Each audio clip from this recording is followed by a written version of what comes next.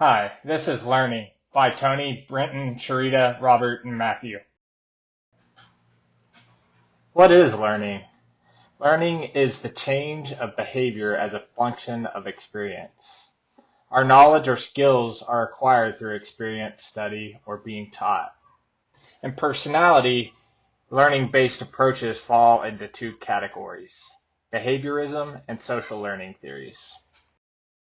Basically, behaviorism is the belief that all knowledge comes from direct public observation.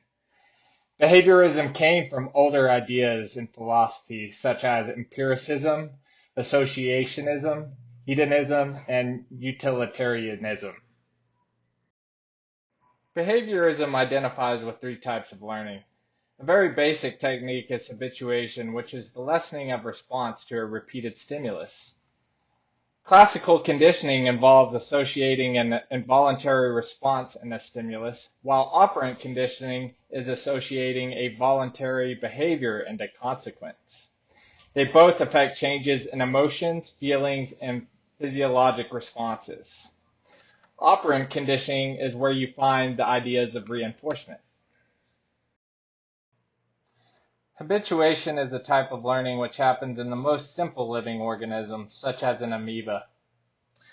An example from personal experience would be the time when I moved to the Dallas area and I moved close to the DFW airport, and I couldn't sleep at night because of the airplanes constantly taking off and landing. The sound was just crazy loud.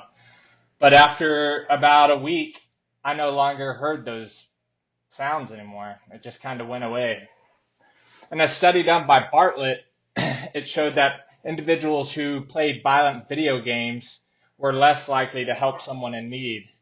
This is because that repeated exposure to violence caused the individual's personality to become more aggressive and less empathetic. If we think about that, it's like our society becoming comfortably numb with all this violence.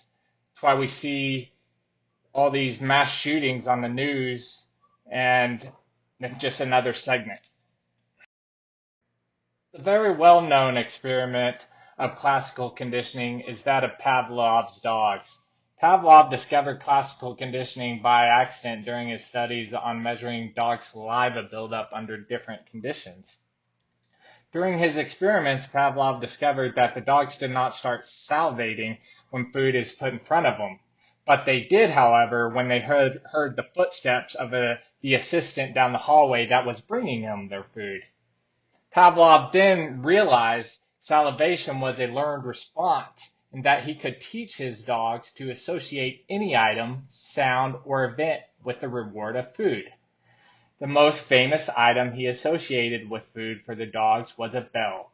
He would ring the bell and the dogs would begin to salivate before it was given the food. This is a great example of classical conditioning. This is a scene from The Office between Jim and Dwight. I have to reboot again.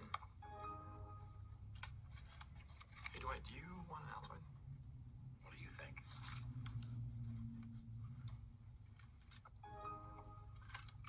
Dwight, want an Altoid? Okay.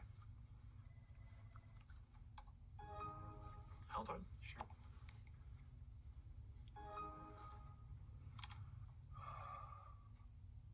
What are you doing?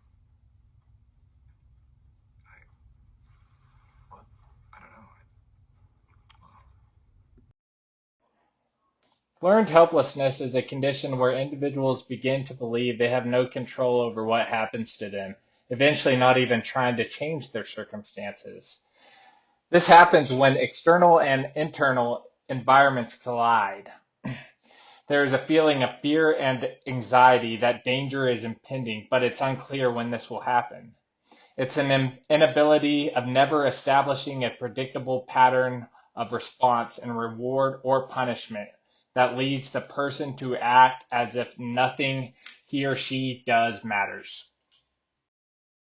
I'm sure all of us have had a feeling of helplessness at some point of our lives. Think about studying really hard for an exam and you get the grade back and it's not good. This might make one feel that they have no control over their performance and could lead to not studying or giving up altogether. This can have some devastating consequences on motivation. This can lead to low self-esteem, anxiety, and depression. The study shown here is an example of how it could affect someone years down the road. Operant conditioning uses rewards and punishments to increase or decrease behavior. Great example of operant conditioning is a New Year's resolution to get in shape. So many people have done this, and so many people have failed. Many times the motivation just runs out. A way to keep this habit going, though, is through operant conditioning. Setting goals with rewards can maybe turn exercise into a habit. Perhaps treat yourself to a nice dinner after a week full of workouts, or maybe going on a vacation to the beach to reward yourself for months of hard work. It's difficult to talk about operant conditioning without mentioning reinforcement and punishment. There are positive and negative sides to both. Positive meaning adding something, and negative meaning taking something away. An example of positive reinforcement would be giving a dog a treat for doing a trick, or giving a child an allowance for cleaning their room. An example of negative reinforcement could be parents removing a curfew because their teenager has shown responsibility. An example of positive punishment would be making the team run sprints because of a bad play. Notice sprints is added. An example of negative punishment would be an Olympic athlete being stripped of a medal because of a positive drug test. Notice the medal taken away. If you must punish, here are 5 principles of how to punish.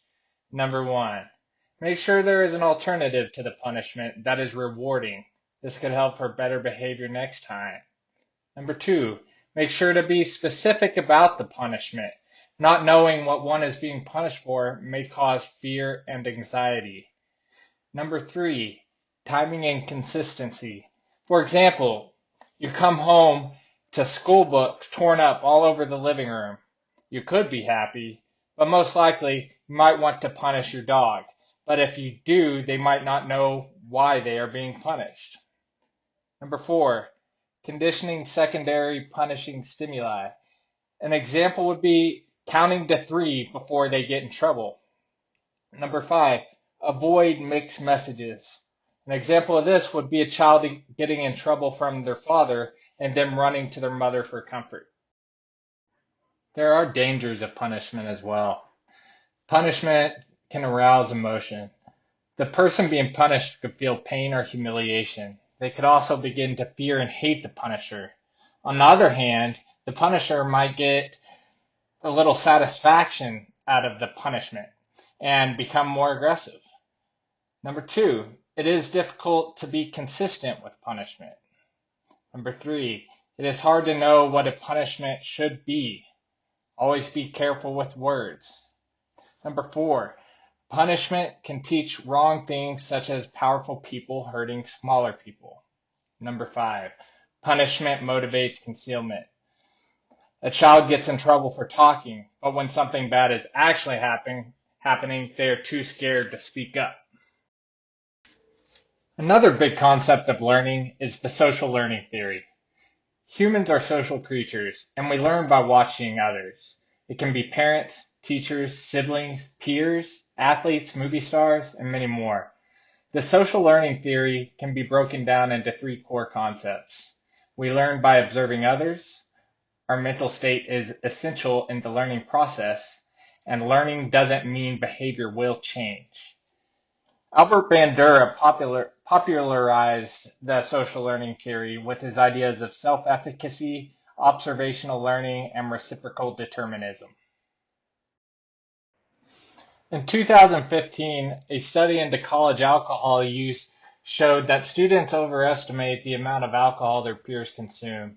This overestimation has a positive relationship to the amount of alcohol the student then consumes. This research also shows that binge drinking in college students seems to be the result of social forces. College women report when drinking, they are more likely pressured or taken advantage of by college men. Despite that, women could still follow social pressures and positive outlooks instead of negative experiences and expectations.